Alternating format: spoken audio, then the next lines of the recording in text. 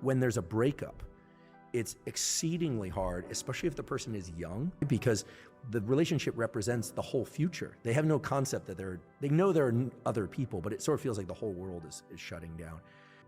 The brain has to think that the person is gone in time and space. This has become much harder with social media, right? Because people can check up on people, they can hear from people. In the old days, like when I was growing up, you just like took the phone off the hook, or you diverted your attention.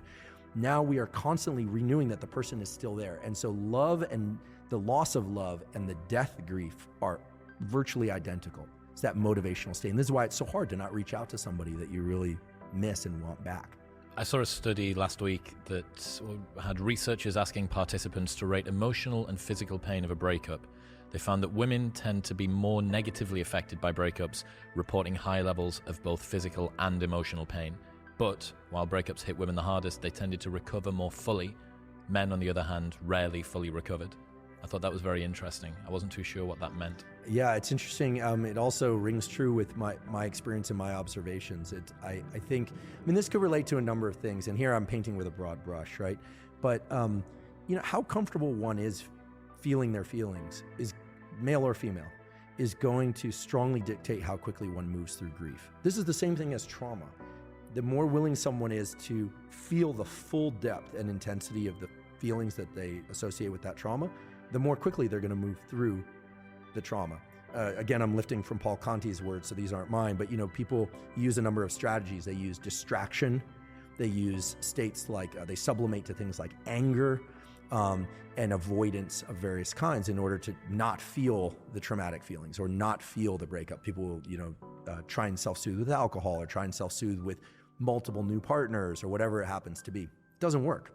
It just extends it because this map of space, time, and closeness needs to be fractured. And the only way to do that is for the brain to have to confront the reality, which is that whether by death or by breakup, they are no longer available. It's like the food on the other side of that wall is gone. It's just not there anymore. Or that the food that was accessible, now there's a wall in between and you will not get through it. And you can see this actually in animal studies that are kind of hard. They're actually very hard to watch. You'll see the animal perseverate, literally damage its own body trying to get through a barrier to something it's highly motivated to see. People do that post-breakup. They usually do that by talking to everybody about the breakup, which is its own form of perseverating on the motivation. What did I do? What did I do wrong? This and that. And some of that analysis is healthy, some of it's not.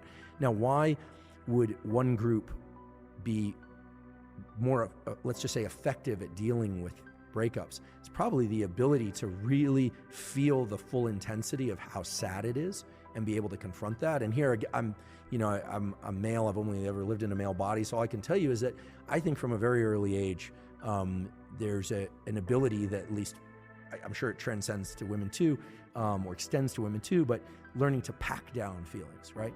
And so what are we really talking about when we're talking about pack down feelings? I'm not a psychologist, but what we learn is top-down control, forebrain to autonomic control. It's the same thing like, I don't want to jump off the high dive, or I don't want to do this public speaking, but I'm just going to force myself. I'm going to David Goggins it, right? Grief is an autonomic state.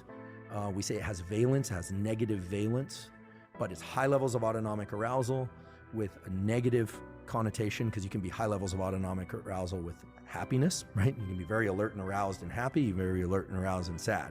It's very alert and aroused and sad, and yet we learn how to tamp that down. What is tamping down? It's reducing our heart rate. It's going to work each day, being a functional human being. There's a lot of that, rather than allowing ourselves to, sob uncontrollably into a pillow. Some people are better at this. The late Steve Jobs was a big proponent of scream therapies. He used to go up into the hills behind Stanford. He actually still owns a property back there. He was really into, catharsis, cathartic release of internal state that he felt would allow him to return as a happier, nicer person. He was also kind of well known for screaming at people in the office. So he obviously had a lot pent up inside. So I think the better that we can lean into the emotional states that we fear the most, but in a controlled way where we're not harming ourselves or other people, the better. The more that we try and avoid that, and we try and sublimate, or just, and I've done this, so I'm speaking from experience, I would use the anger or the sadness from an experience to just work 10 times longer, 10 times harder to just get that much more focus. You're taking that autonomic arousal, that narrow aperture and that energy, and you're putting it onto something that moves your life forward. So in some cases that's good because you still need to function. But it can give you here I'll just say, it gave me the illusion that I was working through something because you get all the accoutrements and rewards of hard work, but what you don't do is remap that space-time closeness map. And then I guarantee you find yourself 5 or 10 years later wondering why you're so exhausted or why certain things in life aren't going well. And it's because when they say you haven't dealt with the loss, you never actually allowed yourself to feel the feelings. But once you do, it's like a valve, it releases.